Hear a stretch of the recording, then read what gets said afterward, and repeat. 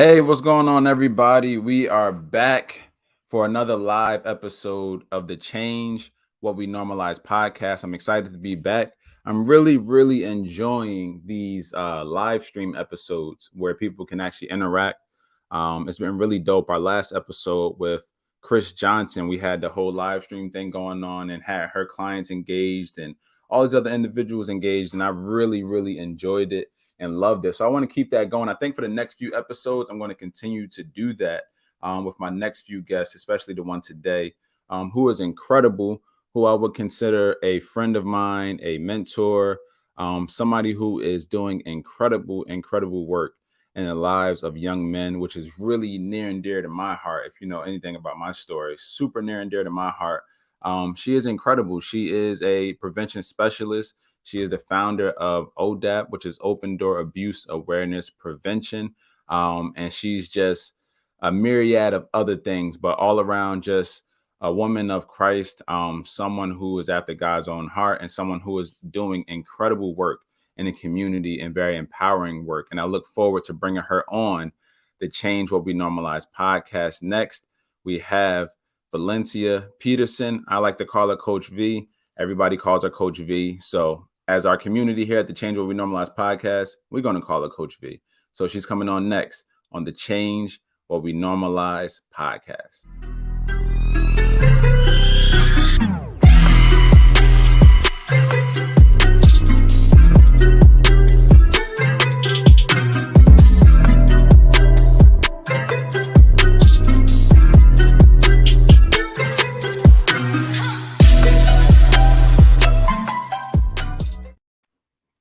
Hey, what's going on, Coach V? Hey, I like that beat. It was hitting. Right. I had to keep it a little bit like hip hop, a Yeah, little, like you know what I that. mean? I had to Yeah. keep it that way, but they did a really good job with that. But I'm excited to have you here. Thank you Yes, yes, yes. for taking some time out your day this morning just to join me. I appreciate being here, honestly. I do.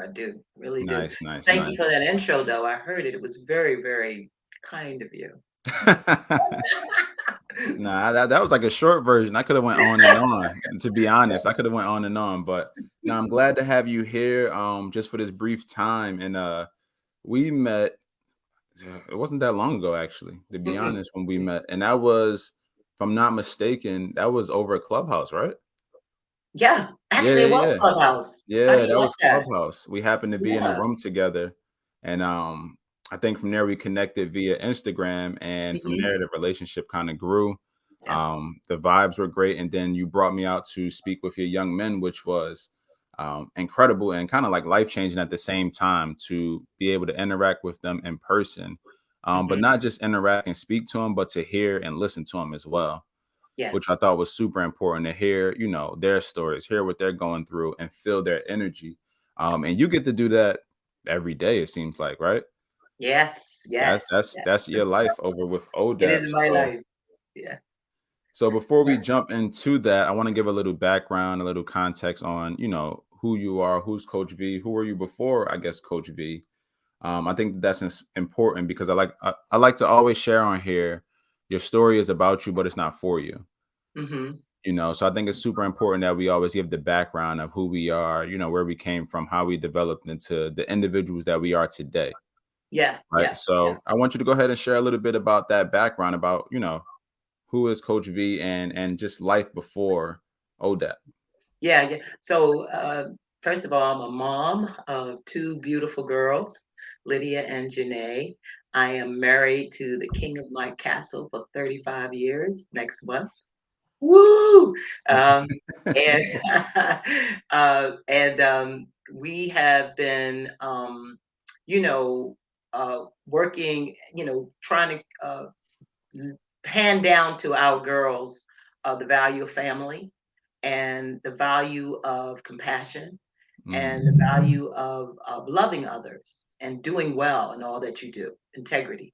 So I'm very humbled and thankful for the family that God has given me, and the support that my husband gives me is everything, mm, because as I've evolved into ODAP and Coach V, he's been so supportive all the way. And I just love that I'm me and he's cool with that. There's no fit in this box, be this kind of wife. It's who you are, your talents, your God gift. Do what you need to do to fulfill your calling. And I love Mm. that he empowers me that way. So that's first and foremost. Um, Starting ODAP was not an intention that I had in my mind, but I was already working in domestic violence intervention because of my own past, where, um, you know, my mom was murdered by my dad, Wow. and started working in domestic violence, and intervention, trying to help, women who were in situations they needed to get out. Like that was my first initial thing that I did. But I didn't do that right away. You know what I mean? I Mm. didn't do that right away because um, I strongly feel that you have to be able to be okay yourself before you walk into work like that. You know? Absolutely. So I came into that work at a time where I felt like I was prepared to do it, but I started getting, this is not going to work because I'm behind the eight ball here. We need to get in front of this thing. I feel like I'm catching up all the time. And it hit me one day. I need to do prevention. I need to do Wow. prevention. I need to get to the people before this act happens. And because I was convinced that my dad didn't wake up that morning and said, "Today I'm going to kill my wife." I know that sounds harsh, but I don't Wow. think he did that. You understand what I'm saying? Yeah, There yeah, was a absolutely. lot of things that went on before he decided to do that. And if they had had somebody like ODAP or Coach V, right? They probably wouldn't have made that decision. They probably would have understood it was okay to deal with some mental stuff. It's okay to deal with stuff that's going on inside of you, and therefore, I started ODAP, and where I started working with young men in particular. I ended up, and this was kind of interesting too, becoming a football coach. Coached at Penwood High School up until 3 months ago, honestly. Committed to Really? a I didn't know that. Yeah, yeah. I started coaching football because I was doing prevention through coaching boys into men, which is a Futures Without Violence curriculum. And I found myself on the sideline so much that the coaches just said, "Why don't you come on staff? You're here. Why don't you work with our players and just be on staff?" So I became Coach Mm. V, to all my players. And I love the game anyway. You know what I mean? And I learned more on the sidelines, and then I was able to start really doing a little bit more in depth as far as coaching football. So I did that, for the last 4 years, actually, coaching football and with one team. And just recently, about 3 months ago, I stepped down from being a dedicated coach to my team Mm. because there was such a big need in Philly for ODAP, two teams, that I felt like I needed to be committed. I need to get to more teams and reach more young men. So right now, you met my young men, some of them. I'm working with a group of young men from different teams, and it is amazing, a privilege, an honor, and very humbling to have them believe in me enough to be vulnerable and open. You saw it. Yeah, yeah. You saw how they are. But that came with years of building relationships with them, building relationships. I don't think that a program, you got to do life with people, right? So that's why I feel strongly about quality over quantity. So, Mm. I'm in the trenches with my young men here in Philadelphia. I have a school in Delaware right now that I just acquired. The coach called me out there. So, um, Tell me a little more I about can't that.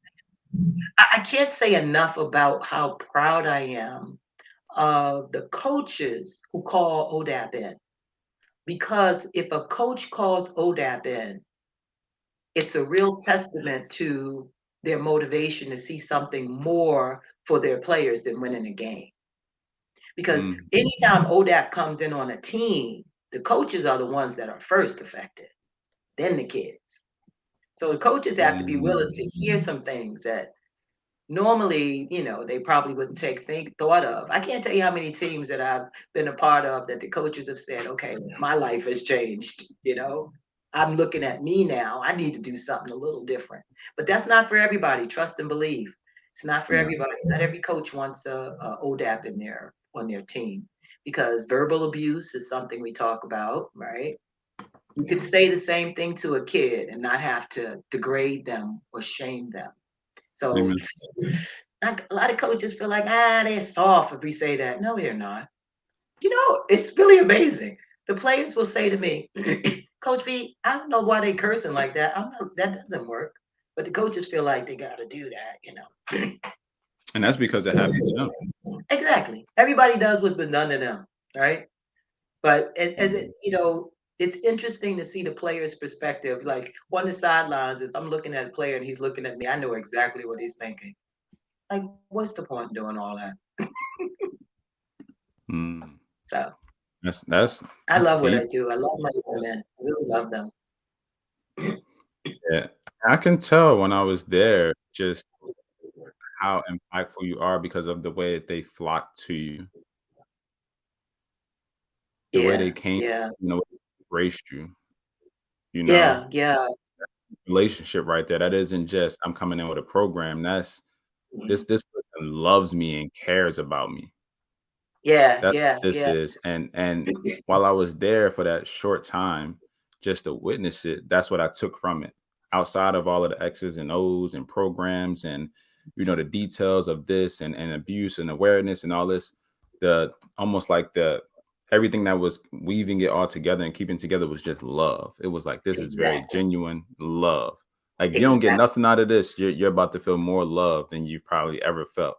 And that right Exactly. there was life changing, in such a powerful way. And I seen the impact that that had, not just on the players, but the coaches that you worked with as well, and how they interacted with the players. Just having Yeah. the opportunity to talk to them one on one and kind of get their insights and all these different things. It's like I've developed as a coach, as a man, because of Coach V and her program coming in. Which is huge because you're not just impacting a player here and there. You're changing a whole culture of a Yes.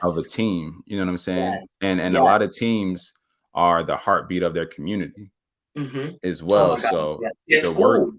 Their whole oh yeah, school. Yeah. the whole school. So it's like when you empower the team, it's like that changes so much, and it It has like does. this big ripple effect. So Hmm. that's why Hmm. I applaud what you do, and it's inspirational to me in the work that I do, because I'm like, man, she came in with a laser focused vision, and executed and was obedient to the vision that God gave her. And she started small and she focused and locked in on this. You know what I'm saying? Because you deal directly with, if I'm not mistaken, football players. Yeah. Strictly, well, football, definitely. Yep. Yep. Yeah, yeah. So you haven't necessarily stretched yourself thin trying to do soccer, basketball, tennis, all these different, like, your lane, but because you know your lane and you're so focused in it, it's having impact all over the place. And that's Hmm. huge. And that's a lesson to somebody who, you have this vision, and it's like you want to spread it so thin and so broad, but it's like, what is God telling you to focus specifically on? Right. And you have literally lasered down, focused on, this is what this is.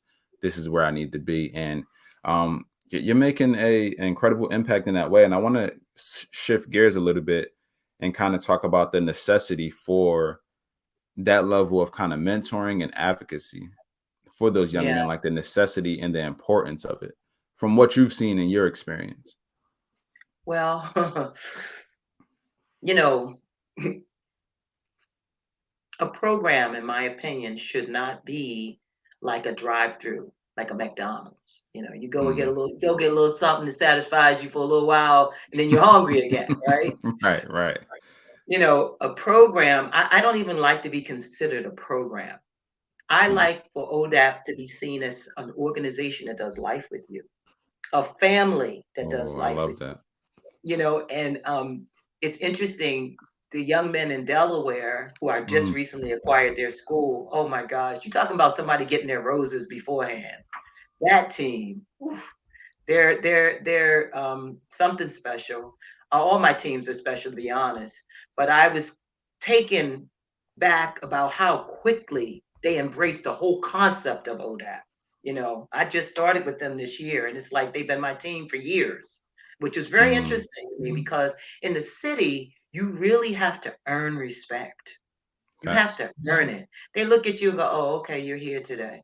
But then when you come back, and now we're on a year, and now we're on two, and now you've graduated, and I'm at your graduation, it's like, oh, no, this is my second mom.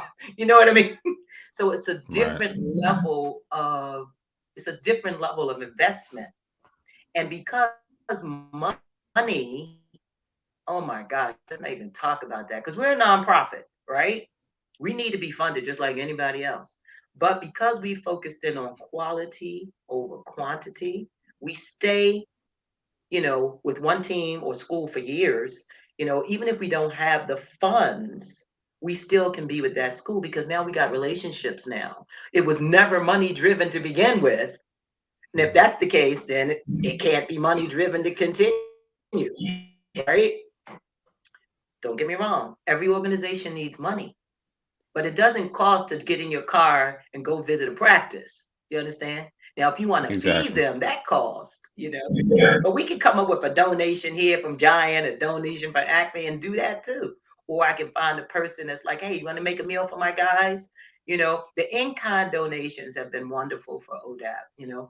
But I say all this to say when it comes to building relationships, it's very time consuming. And so you really do want to put your efforts into something that cause quality and impact. Like we won't take a team if I know that a coach eventually is going to undo everything I came in there to do. I won't bother taking that team. I don't come to a lot of teams because coaches have to recommend a team to me. Coaches.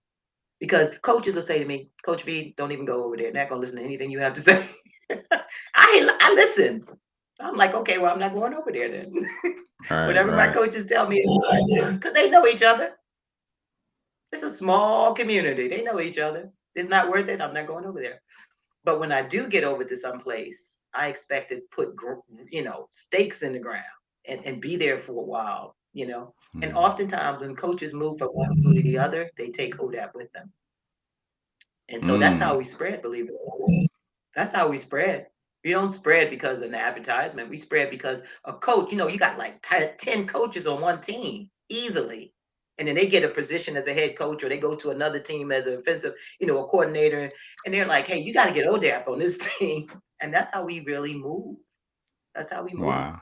We get to other teams. We don't just go, let me be on your team. No, you invite us in because if you invite us in, you invite a culture change.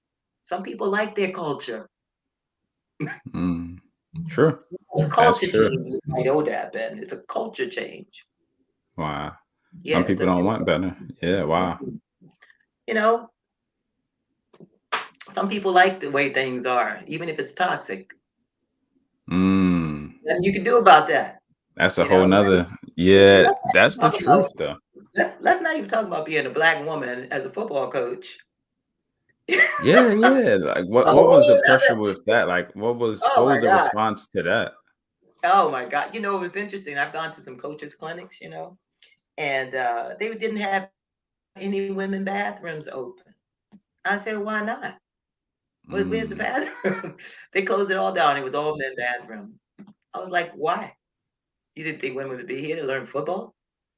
Once I got on the Mm, sidelines, I know I needed to educate myself. So I started going to coaches clinics to learn more about the game, the X's, the O's. But it was interesting how you're received. I remember being in a room and the general host, how patronizing are they? Oh my gosh. We have a lady in here, so we can't curse. I had to mm. say, excuse me, sir, I am a coach. Please take care of your business and teach up there, okay? But Right. they just don't. I can tell you stories. That's a whole nother entity in my life. But, and not to mention, it's a man dominated arena. Okay. So Mm, it's a lot mm, of mm. testosterone going I on can there. only imagine But what that whatever. experience was like. It's interesting. It's been interesting. It's been interesting, but it's been really worthwhile. Why? Because the relationships that I've built with my young men, the relationships that caused me to have calls in the middle of the night or, Instagram long conversations about this and that, how to treat my girl, or you know, different things that they need to talk about. Especially now in Philadelphia, it's a whole nother level of trauma, Mm. whole nother level of trauma going on with my young men. So ODAP is a safe place. I always think of ODAP as the poppy store. The you know, poppies. you can't go to the grocery store in your hood. You understand what I'm saying? You can't go to the Right. grocery store in the hood, but you got Poppy on the corner. You can always go Right. down and get some bacon over there. Oh, A that's dozen. fact. That's ODAP. Poppy store. ODAP is like the Poppy store in the community. You know what I mean? We're there, like, wish I can go there. Yeah. Now I love that. I love so something you said though, in regards to the trauma right now within the Mhm. community that you're in. How do or what are some action steps? Like what do we do to change the climate? Like what are some things that you're doing? You know what I'm saying? I am Specifically, like, through ODAP. I am slowly, intentionally creating safety. I like that. Safety is a real thing right now. Safety. Self care and safety is a huge thing right now. That is the thing that's missing the most right now. No one feels safe. No one Mm, feels safe. And you want to, like I went to my team yesterday, one of my teams yesterday, I was at King, and the guys, they come around, and I was talking to them, you know, and one of my guys said, nobody cherishes life anymore. mm, Nobody cherishes life. It's nothing. Your friends die in front of you, you hold them in your arms and you move on, you know? sheesh. I looked at my guys and say, well, I cherish your life. That's why I'm here, you know? Mm, That's why I'm here to help you process this stuff. So I want to create safety, you know, in different ways, in different ways.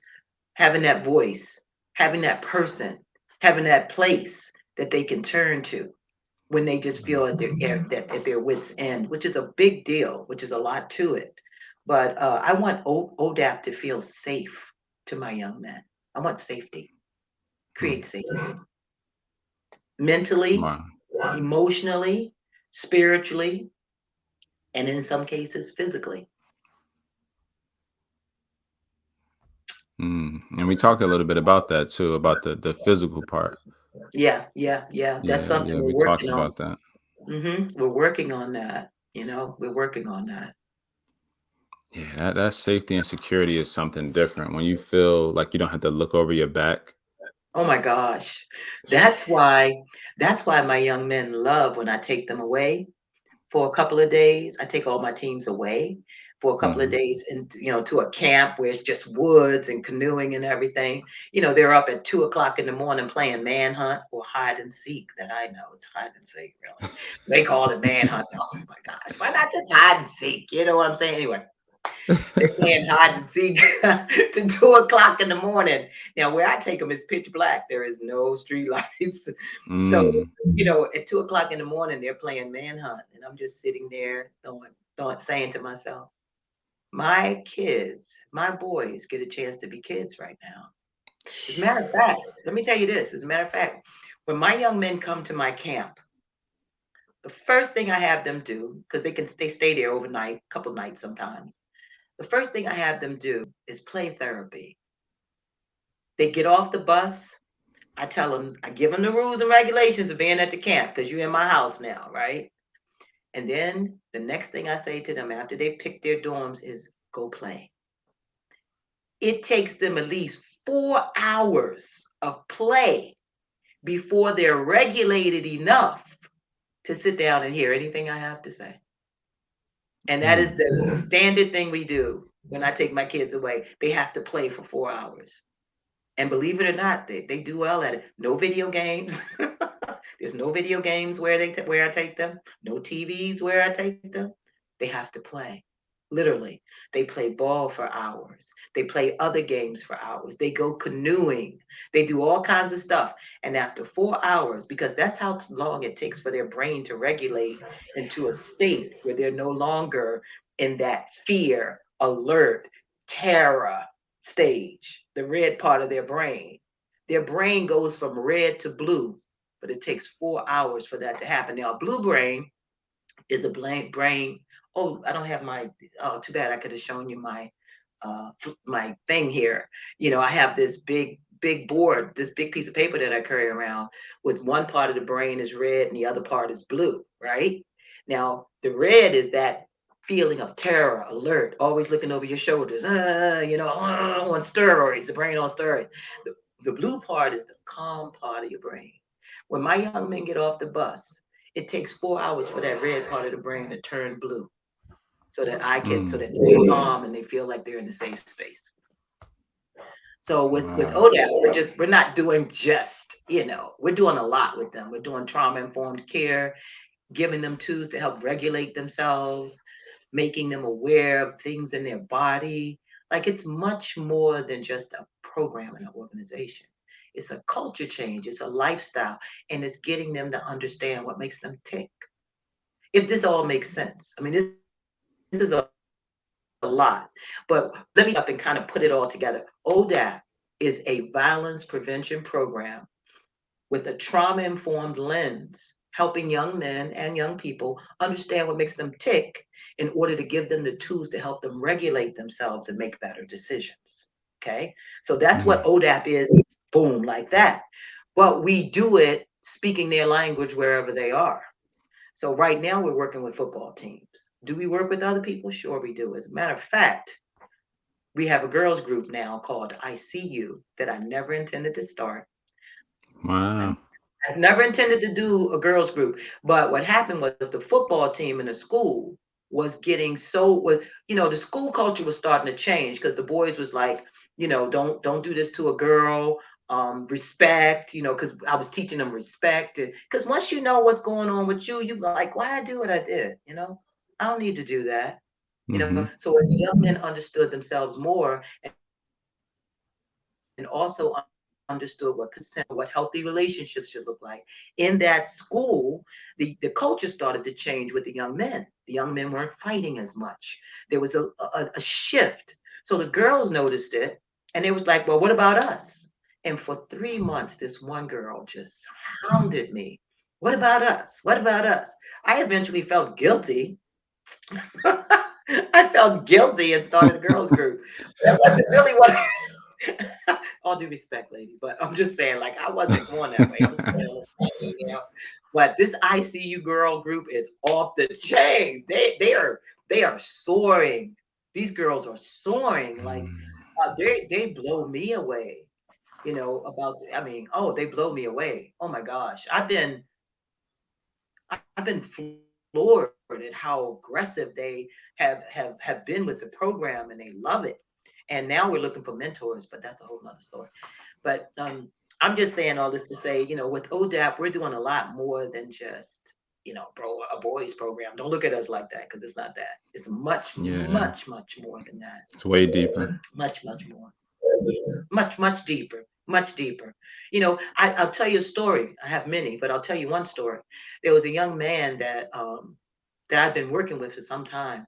And in my work, I was teaching them what a healthy relationship looked like and what it didn't look like. And somebody from Temple University said to me, "Can you come and tell us more about what you're doing?" And I was like, "Okay, sure." So I brought one of my players with me. I thought, let me just bring him. I think this will be good for him. This is a good experience. Go to Temple University, see it. So I get to Temple University, I'm sitting there, and it dawns on me, if this player can't say what I'm doing nothing. So Mm. I looked at him and I say, Zay, you want to tell the people what we're doing? I said, how about you? You want to go up there and tell them first before I get up there? He said, yeah, I'll do it. He goes up there and he says, and this is unrehearsed, this is raw, you know what I mean? He goes up there in his own words, he was like, I'm really proud. I'm really proud of what we're doing here because now seriously, I'm just gonna tell you like it is. He said, I I'm really love it. proud. I'm really proud of what we're doing because, you know, my dad hasn't been treating my mom right. My Mm. mom, and he starts talking and he's like, my dad hasn't been treating my mom right. And I learned that. And now I'm teaching my dad how to treat my mother. Wow. Nate, Nate, I was like, what? I was done. Mm, that's I was powerful. done. I was That's done. powerful. I was so done. I'm That like says looking a at him lot. going, I'm looking at him going like, what? And he went Mm, on to say, we've been having some trouble at home. And when Coach V came and talked to us about how women ought to be treated, I knew it was different. Because understand, he was change what we normalize. Let's talk mhm, about it. His normal was his dad being a certain way toward his mom. mm, Odat comes in there and goes, no, that's not cool, dude. Now he's going back, Dad, that is not how you're supposed to be treating mom. It's wrong. But other than that, he wouldn't have known because, he would have thought that's how it and ended up treating a woman the same, right? mm, Because kids do, right? It's learned behavior. And so ODAP, on top of everything else, is undoing that learned behavior that they're getting normalized at home, right? So he was a perfect example of this, unbeknownst to me. He had already taken him and started changing the culture of his own home, unbeknownst to me. Unbeknownst to me. And so when he came back and sat down, do you think I went up there and said anything? No. That's what we do. That's what we do. That's That's what we living. do. That's the proof right there. That was the end That's for me. so. I didn't even speak. I don't even think I spoke. I was like, that's what we do.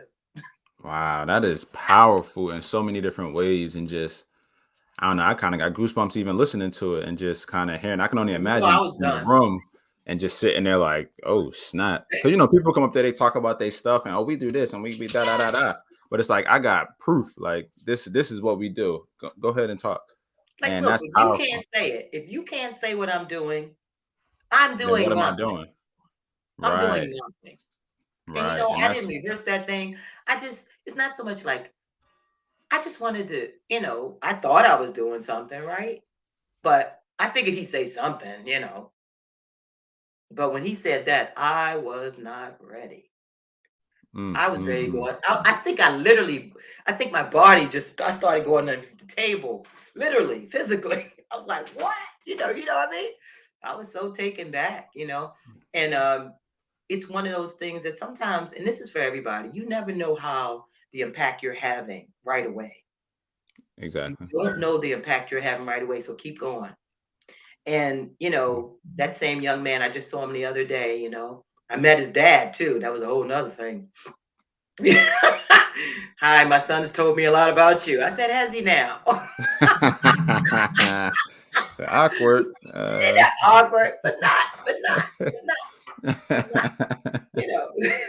You know what I'm saying? Hey, look, But not. Like, okay. we all getting better around here. That's all that matter.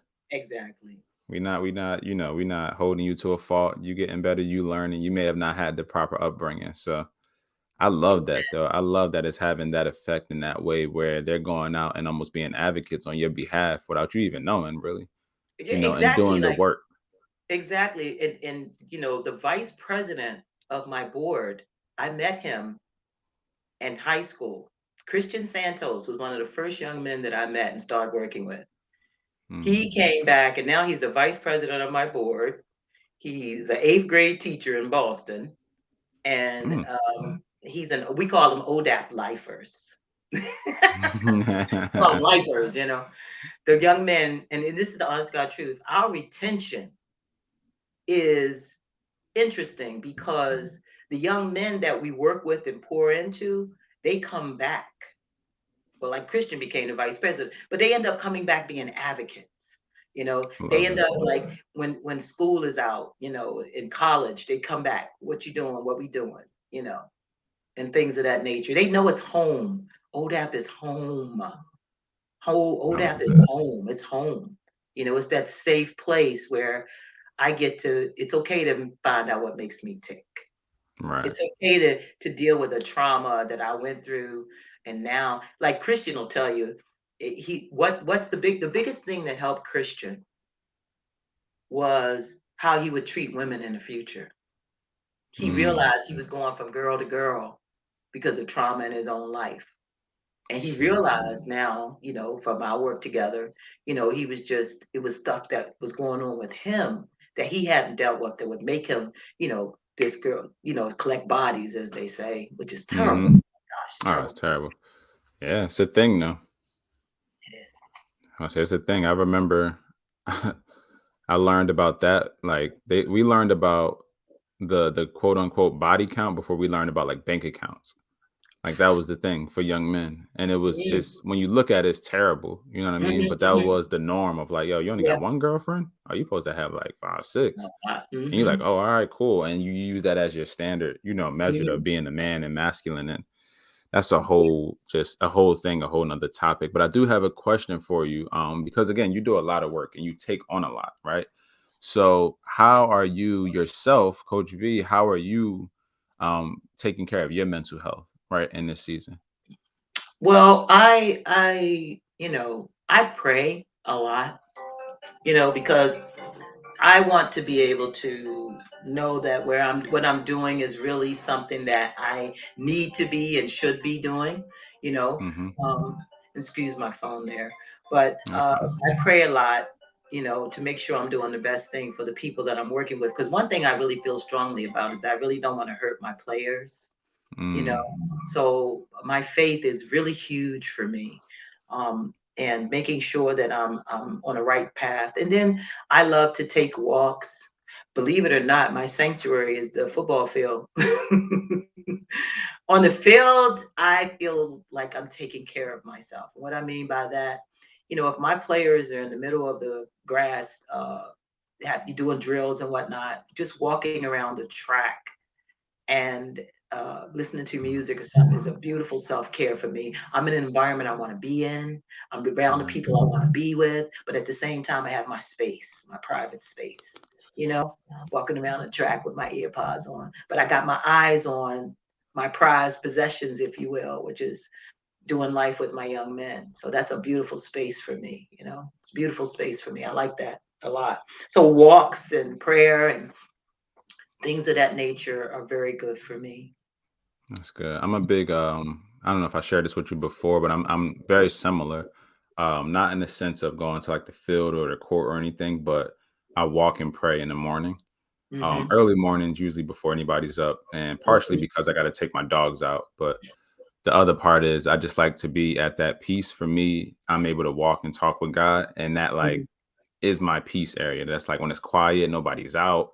I feel like Yeah. the world is Yeah. quiet and I get to have that time and just be myself. And I love that because I feel so peaceful in doing that. So I definitely um can kind of agree with you on that and kind of connect with you on that as well because I do, like I said, very similar. I love to walk and pray and just walk and talk or walk and have my AirPods on and kind of like space out and all type of different things. So I love that. I love that a lot. So as we are reaching towards the end of this episode, I want to make sure that I get out your contact information. How can people find you if they want to learn more about ODAP?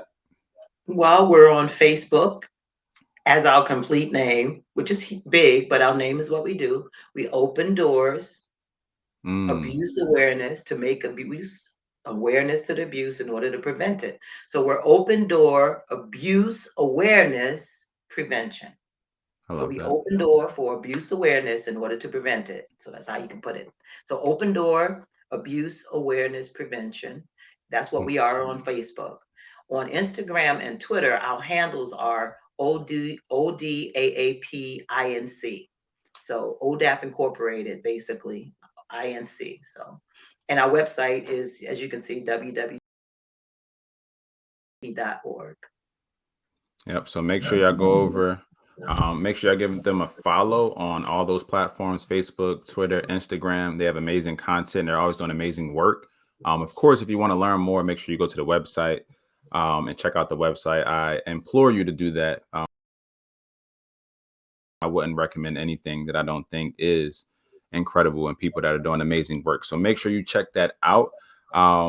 As we transition again to the close of the episode, you brought a quote with you, and you actually mentioned this quote several times during this episode. So I know that it means a lot to you and it's something that you live by. It was quality over quantity. Can you dive a little bit deep into that and why you chose that quote?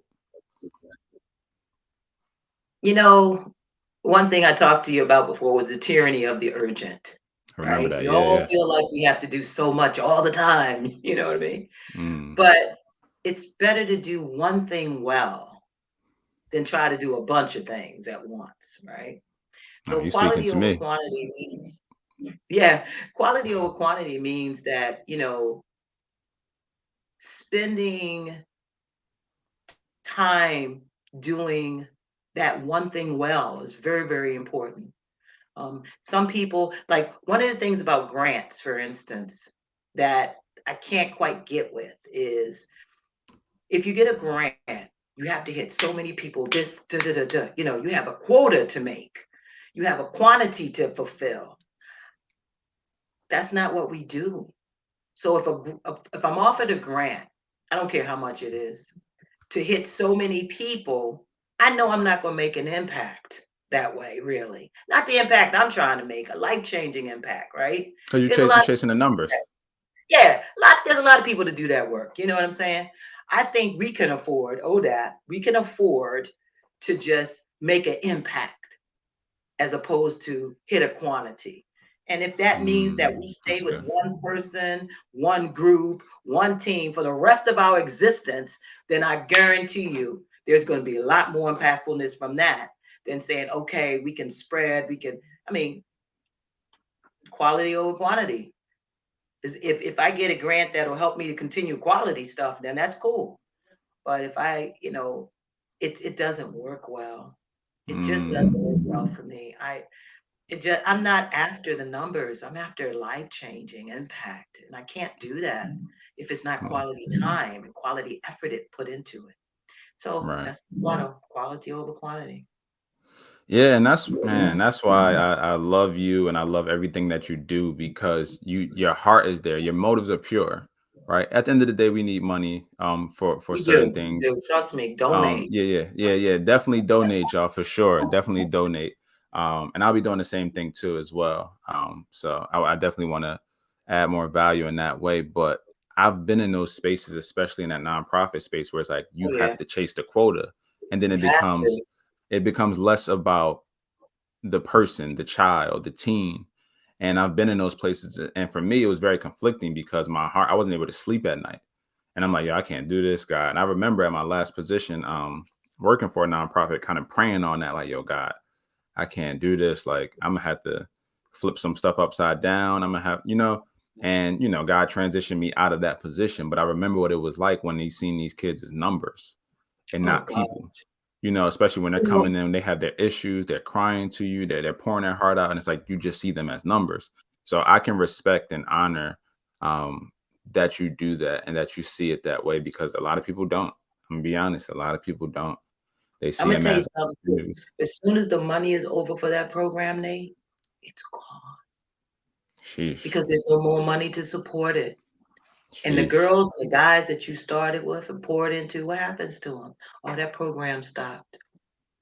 I think it's I think it's really bad to start with a kid and then walk Stop. away from it because money. Yeah, You I know, can't do it. I I'd rather couldn't just do stay it. with one kid. Like that's Yeah, not I'd good. rather not even start or do something on my own or That's true something. too. I can't do it. That's what I'm saying. I'd rather not even start. Yeah, I can't do it, but no, I can really appreciate just your genuine heart and love for those young men and now those young girls that you'll be having the program for as well. So, my last question for you for this episode here is, what does change what we normalize mean to you?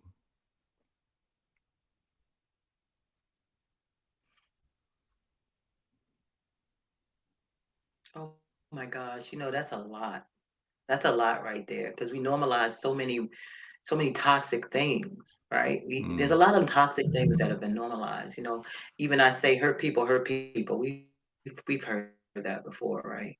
But just to narrow it down to amen. one thing, if you will, here, um, I think the one thing when I think about changing what we normalize is just sitting with people is okay.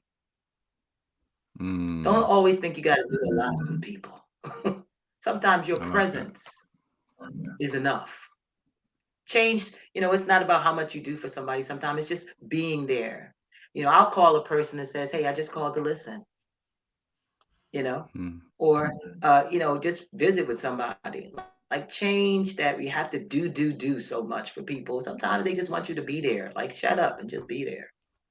That's all mm. Job wanted. That's all Job wanted. He didn't want you talking. Just sit there in the midst of his trials and his heartache. Just be quiet. Half the time when you're Just trying be. to talk, you're wrong anyway. Just be quiet.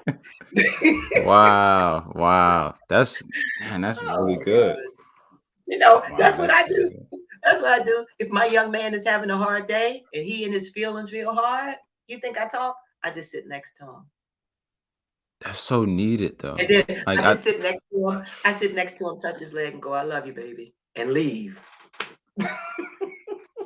I You don't know what want I people mean? to miss that, man. That's so Yeah, important. That's I'm it's so serious. You just important. sit with them.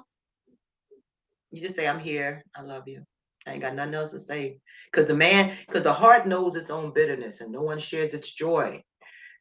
You know how Mm, bitter that thing is to you. And people yapping at it.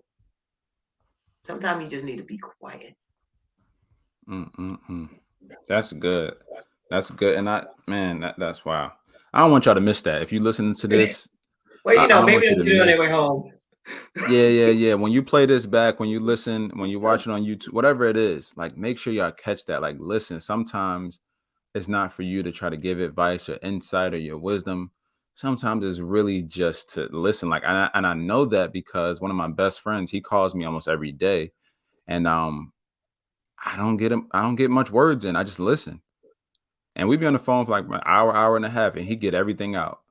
Sometimes he's talking about some business stuff. Maybe he vent for a second and he jumped from this topic, but I've realized that he needs someone who actually listens because there's so much going on in his house where Oof. he doesn't have anybody that's going to sit and listen for 5 minutes. Just think of a And 15, 14-year, 16-year-old boy like that. mm, Same mm, thing. mm. To your point. Go ahead. I'm sorry. No, no, no, no, no. That's good. And even the thing that I teach now, I've been blessed to teach it to parents, but I'm also getting an opportunity very soon to teach it to educators. Is the concept of love that I broke down for you guys, which is listen, be open hearted, validate, and encourage. Hmm. But that listening piece is first. It's like you're trying to solve a problem, you haven't even listened. You're trying to give insight and advice, and you haven't even listened. It's pretty ignorant almost, Yeah. and it's kind of like it's a little self-absorbed in a way, but the power of just doing that, y'all. So I don't want y'all to miss that. I Ooh, know I I like kind this. of Nate, I like this. Change will be normalized. Talk less and listen more. hey, look, that's about to be a thing. Look, that's about to be a thing. I'm creating a movement with this change will be normalized thing. If y'all haven't Hey, noticed, let's go. and we're gonna change a lot of different things. And I love the idea that you do with the retreat. I would love to find out how to get an invitation, even if I got to pay for the next one. I would love to be there because I need You that should come, myself. Nate. You'd love it. The coaches. Oh my gosh. Oh, the coaches. Oh my Yeah, gosh. I Well, want I to can come talk so forever. bad. I can talk forever to you, but it's terrible. But I tell you one thing. I'm gonna say this one thing. When my coach came to my camp, he automatically had this whole list of everything the boys had to do and this, that, and the other. I turned to him and said, "You are relieved of your duties. You are no longer the head coach here. I am. Go, go." He went and got it. Let me tell you what he did. He got in the canoe and went down the river. He just he said, "Say less." Right, say Got less. in I'm the good. canoe and just Yeah, disappeared. I was just let them be. Like I would like, love to "Go." be a part of that and just go to Yeah, that. And I talked to you briefly about the conference idea I had where I want you to come and present. But I think that it's yeah, important love to to just be like when have you been taught to just be like enjoy yourself? Like, me. man, I can go down the rabbit hole with this stuff because I'm super passionate about it and Yeah, I'm yeah, learning yeah. it I'm every day sorry. This is probably myself. going on way too long. Oh no, no, no, no. This is great. We're going to have to bring you back for a part two because there are some other things I want to talk to you about when we have more time. So I'm definitely going to bring back Coach V for another episode. She's now considered a change will be normalized an alumni, as is everybody that has joined in on the podcast. So again, I want to say thank you for your time. I love talking to you. I feel like we get closer every time we talk, and I definitely got to Yeah. make my way back out to you very soon now that I have the availability. Soon after the wedding, I'm gonna make sure I make it out there to I come would and just check love y'all that, out. man.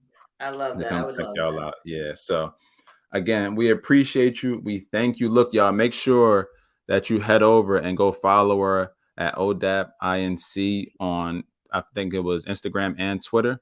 Yeah, yeah. Open Door Abuse Awareness Prevention on Facebook. Hit the website up. Make sure you donate because she's doing incredible work and the support is greatly, greatly appreciated. So, Coach V, again, thank you. I love you. And I love you too. we hope to have you back on here soon. So All right. we're out. This is another episode of Change What We Normalize. Make sure that y'all like, subscribe, share, leave a review. Send this to somebody that you love because these conversations are extremely valuable. And until next time, y'all, I love you. And we'll talk with y'all soon. Peace. Peace out.